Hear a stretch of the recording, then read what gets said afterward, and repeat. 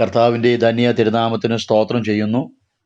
ഇന്നത്തെ തിരുവചന സന്ദേശത്തിന് ആധാരമായി ഫിലിപ്പിയർക്ക് എഴുതിയ ലേഖനം 2-ാമത്തെ അധ്യായം 27-ാമത്തെ വാക്യം ഞാൻ നിങ്ങളെ വായിച്ചു കേൾപ്പിക്കുന്നു. അവൻ ദീനം പിടിച്ചു മരിപ്പാറായിരുന്നു സത്യം, എങ്കിലും ദൈവം അവനോട് കരുണ ചെയ്തു. അവനോട് മാത്രമല്ല, എനിക്ക് ദുഃഖത്തിന് മേൽ ദുഃഖം വരാതിരിപ്പാൻ എന്നോടും കരുണ ചെയ്തു. അപ്പോസ്തലനായ പൗലോസ് റോമിൽ തടവിലായിരിക്കുമ്പോൾ തന്നെ ശുശ്രൂഷിക്കുവാൻ വേണ്ടി ഫിലിപ്പിയിലുള്ള സഹോദരന്മാർ എപ്പഫ്രാദിത്തോസ് എന്ന് പറയുന്ന ഒരുവനെ പറഞ്ഞയക്കുവാനിടയായി തീർന്നു.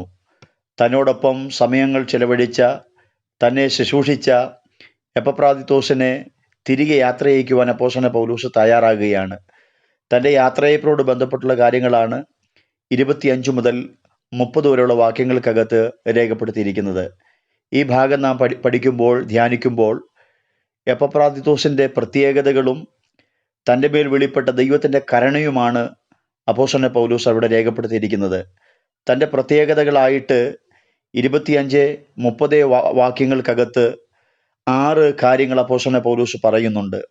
തനിക്ക് താൻ ആരായിരുന്നു എന്നും അല്ലെങ്കിൽ തൻ്റെ പ്രത്യേകതകളായിട്ടും അപ്പോസ്തലനായ പൗലോസ് പറയുകയാണ്. 25-ാമത്തെ വാക്യം വായിക്കുമ്പോൾ നാം ഇങ്ങനെ കാണുന്നു: എന്നാൽ എൻ്റെ സഹോദരനും കൂട്ടുവേലക്കാരനും സഹപടനും നിങ്ങളുടെ ദൂതനും എൻ്റെ ബുദ്ധിമുട്ടിന് ശുശ്രൂഷിച്ചവനുമായ എപ്പഫ്രാദിത്തോസിനെ നിങ്ങളുടെ അടുക്കൽ അയക്കുന്നത് ആവശ്യമെന്ന് എനിക്ക് തോന്നി. 30-ാമത്തെ വാക്യത്തിൽ നാം ഇങ്ങനെ കാണുന്നു: എനിക്ക് വേണ്ടിയുള്ള നിങ്ങളുടെ ശുശ്രൂഷയുടെ കുറവ് തീർപ്പാനല്ലോ അവൻ തൻ്റെ പ്രാണനെ പോലും കരുതാതെ ക്രിസ്തുവിൻ്റെ വേല നിമിത്തം മരണത്തോളം ആയിപ്പോയത്. 1, 2, 3 ക്രമത്തിൽ തൻ്റെ പ്രത്യേകതകൾ ചിന്തിച്ചാൽ അപ്പോസ്തലനായ പൗലോസ് പറയുകയാണ്, പൗലോസിൻ്റെ ഒരു സഹോദരനായിരുന്നു എപ്പഫ്രാദിത്തോസ് എന്ന് പറയുന്ന ദൈവമനുഷ്യൻ. 2ാമത് പറയുന്നു തൻ്റെ കൂട്ടുവേലക്കാരൻ എന്നാണ്. 3ാമത് പറയുന്നു സഹഭടൻ എന്നാണ് നമുക്കവിടെ കാണുവാൻ കഴിയുന്നത്. 4ാമതായിട്ട് നാം അവിടെ കാണുന്നത് ദൈവസഭയുടെ ഒരു നല്ല ദൂതനായിട്ടാണ് തന്നെ അവിടെ ചിത്രീകരിച്ചിരിക്കുന്നത്. 5ാമത്തെ പ്രത്യേകത പറയുന്നത് തൻ്റെ ബുദ്ധിമുട്ടിന് ശുശ്രൂഷിച്ചവനെന്നാണ്. ഏറ്റവും ഒടുവിൽ 6ാമത്തതും ഏറ്റവും അധികം പ്രത്യേകതകളും നിറയപ്പെട്ട പ്രത്യേകത 30ാമത്തെ വാക്യത്തിൻ്റെ അവസാന ഭാഗത്താണ്. അവിടെ നാം ഇങ്ങനെ കാണുന്നുവല്ലോ: അവൻ തൻ്റെ പ്രാണനെ പോലും കരുതാതെ ക്രിസ്തുവിൻ്റെ വേല നിമിത്തം മരണത്തോളം ആയിപ്പോയെന്നാണ്. അങ്ങനെയെങ്കിൽ പ്രാണനെ പോലും കരുതാതെ കർത്തൃ ശുശ്രൂഷയിൽ പ്രയോജനപ്പെട്ടവനായിരുന്നു എപ്പഫ്രാസ് എന്ന് പറയുന്ന ദൈവമനുഷ്യൻ. എപ്പോഴും നമുക്ക് മാതൃകയാക്കുവാനും അനുകരിക്കാനും കൊള്ളാവുന്നതുമായ ഒരു അനുഗ്രഹിക്കപ്പെട്ട ദൈവഭൃത്യനായിരുന്നല്ലോ എപ്പഫ്രാദിത്തോസ് എന്ന് പറയുന്ന ദൈവമനുഷ്യൻ. ആകയാൽ ഈ പ്രത്യേകതകളെല്ലാം നമ്മുടെ ജീവിതത്തിൻ്റെ പ്രത്യേകതകളായി മാറാൻ നമുക്കെല്ലാം വളരെയധികം പരിശ്രമിക്കാമല്ലോ. നമുക്കും ദൈവവേലയുടെ മുഖത്ത് സഹോദരന്മാരായി തീരാം, കൂട്ടുവേലക്കാരായി തീരാം, സഹപടന്മാരായി തീരാം, ദൈവത്തിൻ്റെ സഭയുടെ ഒരു നല്ല ദൂതന്മാരായി നമുക്ക് നിൽക്കാം, അനേകരുടെ ബുദ്ധിമുട്ടിന് ശുശ്രൂഷിക്കുന്നവരായി നമുക്ക് മാറാം. പ്രാണനെ പോലും കരുതാതെ കർത്താവിൻ്റെ ശുശ്രൂഷയിൽ പ്രയോജനപ്പെടുന്നവരായി നമുക്കും തീരാമല്ലോ. 27 മുതലുള്ള വാക്യങ്ങൾ നാം വായിക്കുമ്പോൾ തൻ്റെ മേൽ വെളിപ്പെട്ട ദൈവ കരുണയെക്കുറിച്ചാണ് അപ്പോസ്തലനായ പൗലോസ് അവിടെ രേഖപ്പെടുത്തിയിരിക്കുന്നത്. ആ വാക്യം ഇങ്ങനെയാണ് നാം അവിടെ കാണുന്നത്: അവൻ ദീനം പിടിച്ചു മരിപ്പാറായിരുന്നു സത്യം, എങ്കിലും ദൈവം അവനോട് കരുണ ചെയ്തു. ഏത് സാഹചര്യത്തിലാണ് ദൈവത്തിൻ്റെ കരുണ എപ്പഫ്രാദിത്തോസിൻ്റെ മേൽ വെളിപ്പെടുന്നു എന്നുള്ളത് 26 മുതലുള്ള വാക്യത്തിനകത്ത് നമുക്ക് കാണാൻ കഴിയുന്നുണ്ട്.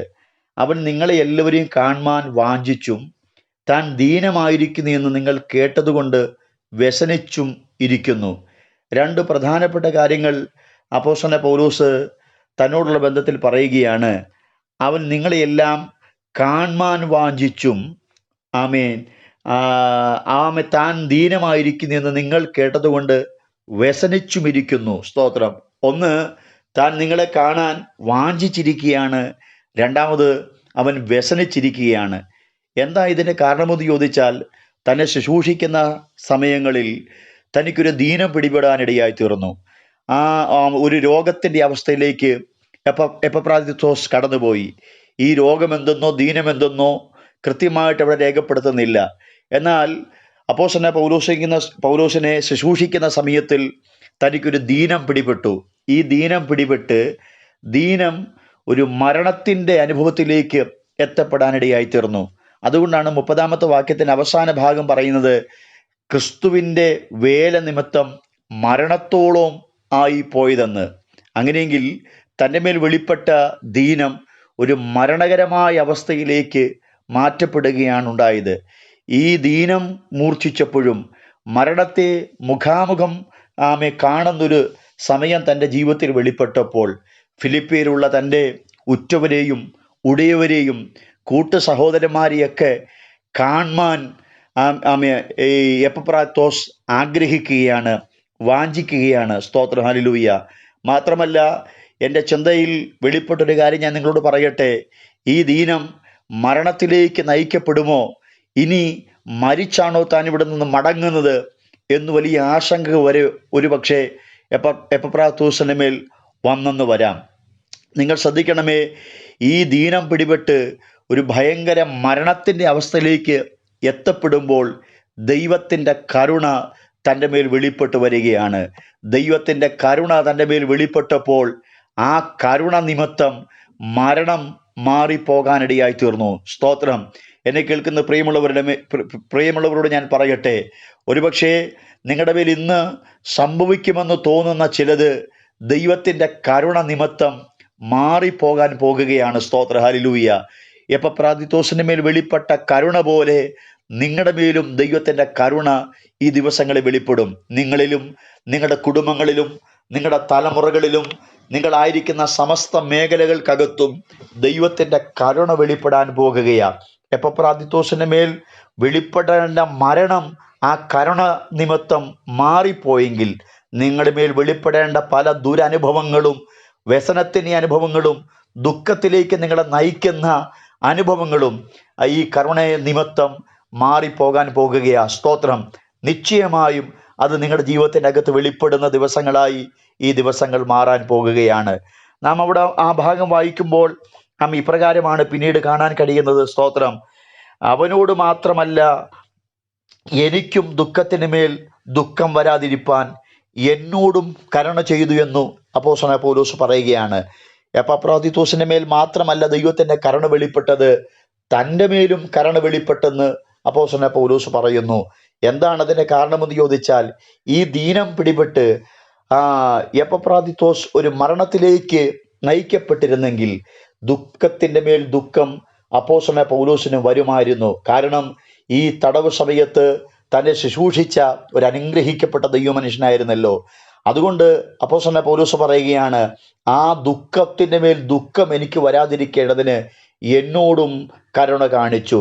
ഞാൻ ഈ വചനഭാഗത്ത് നിന്നുകൊണ്ട് എൻ്റെ കേൾവിക്കാരോട് പറയട്ടെ, നിങ്ങളുടെ മേൽ മാത്രമല്ല, നിങ്ങളോട് ബന്ധപ്പെട്ട് നിൽക്കുന്ന ചിലരുടെ മേലും ദൈവത്തിൻ്റെ കരുണ വെളിപ്പെട്ട് വരികയാണ്. എപ്പഫ്രാത്തോസിന്റെ മേൽ മാത്രമല്ല, തന്നോട് ബന്ധപ്പെട്ട് നിന്ന പൗലോസിന്റെ മേലും ആ കരുണ വെളിപ്പെട്ടതുപോലെ നിങ്ങളോട് ബന്ധപ്പെട്ട് നിൽക്കുന്ന നിങ്ങളുടെ ഭാര്യയിൽ, ഭർത്താവിൽ, കുഞ്ഞുങ്ങളിൽ, മാതാപിതാക്കന്മാരിൽ, തലമുറകളിൽ, സഭയിൽ, ദേശത്തിൽ, നിങ്ങളുടെ കൂട്ടു സഹോദരന്മാരുടെ മേൽ ഒക്കെ ദൈവത്തിൻ്റെ കരുണ ഈ ദിവസങ്ങളിൽ വെളിപ്പെടും. നിങ്ങളുടെ മേൽ മാത്രമല്ല, നിങ്ങളോട് ബന്ധപ്പെട്ട് നിൽക്കുന്ന ചിലരിൽ കൂടെ ദൈവത്തിൻ്റെ കരുണ വെളിപ്പെടുന്ന നാളുകളായി ഈ നാളുകൾ മാറാൻ പോകുകയാണ്. സ്തോത്രം. നിശ്ചയമായി വചനത്തിൻ്റെ പിൻബലത്തിൽ ഞാൻ പറയട്ടെ, തൻ്റെ മേൽ വെളിപ്പെട്ട കരുണ മരണം തന്നിൽ നിന്ന് മാറ്റിയതുപോലെ ചില ദുരനുഭവങ്ങളെല്ലാം ഈ ദിവസങ്ങളിൽ നമ്മളിൽ നിന്ന് ദൈവത്തിൻ്റെ കരുണ നിമിത്തം മാറ്റപ്പെടും. ആകയാൽ ധൈര്യത്തോടെ കർത്താവിൻ്റെ നാമത്തിന് വേണ്ടി നമുക്ക് നിലകൊള്ളാം. ദൈവത്തിൻ്റെ പ്രവൃത്തിക്ക് വേണ്ടി നമുക്ക് കാത്തിരിക്കാം. ഈ ദൈവത്തിൻ്റെ കരുണ വെളിപ്പെടുന്ന ദിവസങ്ങളെ മുന്നിൽ കണ്ടുകൊണ്ട് സന്തോഷത്തോടെ നമുക്ക് യാത്ര തുടരാം. ദൈവമായ കർത്താവ് നിങ്ങളെയെല്ലാം അനുഗ്രഹിക്കുമാറാകട്ടെ.